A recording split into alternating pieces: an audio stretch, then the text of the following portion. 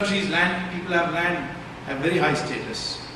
And today, of course, real estate companies are making lots and lots of money and getting huge social status. But that was not the original concept. So this is what the morality question is. I would say that part of the corruption in our country is that because we have such a long tradition of developed intelligence, all this intelligence is now being used to making more money. And that greed has come to take control of ourselves. And as a consequence, making money by hook or crook without moral intelligence. Finally, something which everybody needs to develop, it takes time, which is recognized again by the Harvard curriculum. It's called spiritual intelligence. If you go to Google again, type all this, cognitive intelligence, spiritual intelligence, moral intelligence, social intelligence, you will get books on this. And you will find that this intelligence, spiritual intelligence, recognizes, and is recognized in the Upanishads, recognized even in the Vedas, that knowledge is actually in the cosmos. But you don't see it. After all, when you speak on on your cell phone, you don't see your voice traveling. It is there, it travels. The same way knowledge is there in the cosmos. You need a neural Wi-Fi to connect to that. And that requires meditation. And that is why meditation is prescribed as a way to acquire knowledge. And this spiritual intelligence also has to, then only you can cross boundaries. Otherwise you will always work within boundaries. If you want to do research, you must develop spiritual intelligence. This is all in part of our Hindu religion. And this is what we need. We need to reorient ourselves.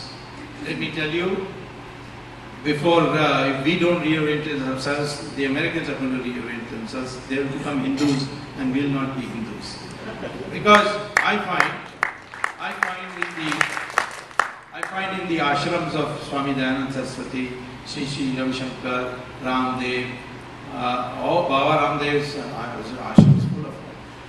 There are so many foreigners who are very rich.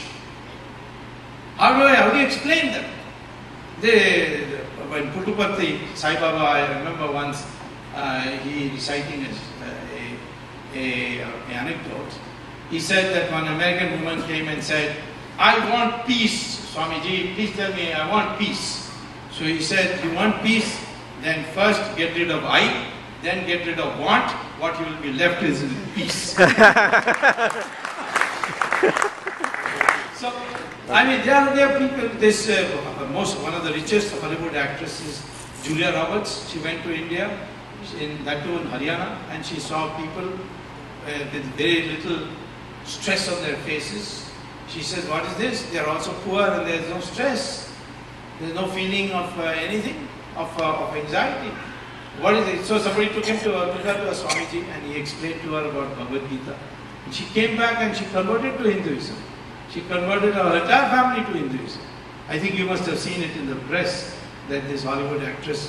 There are many others also. This Stephen Jobs, who was the mastermind of the iPhone and iPad.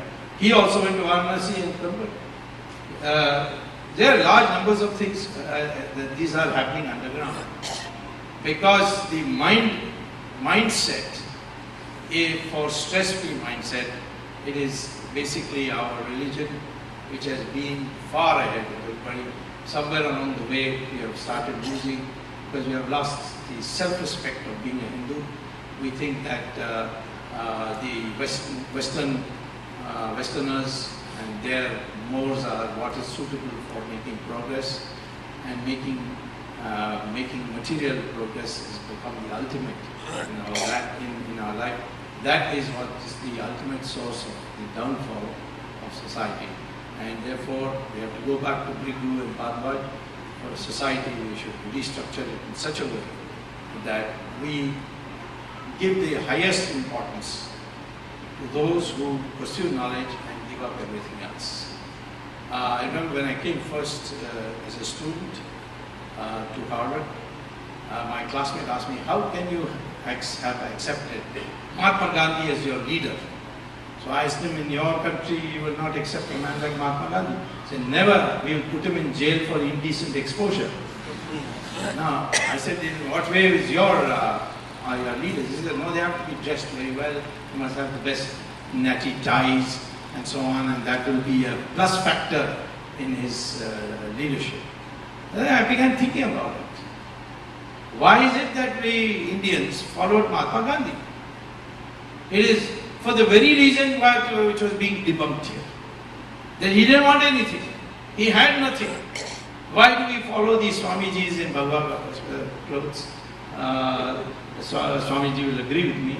It's this Bhagavad itself, his color means sacrifice. It is that tradition which makes us distinctive.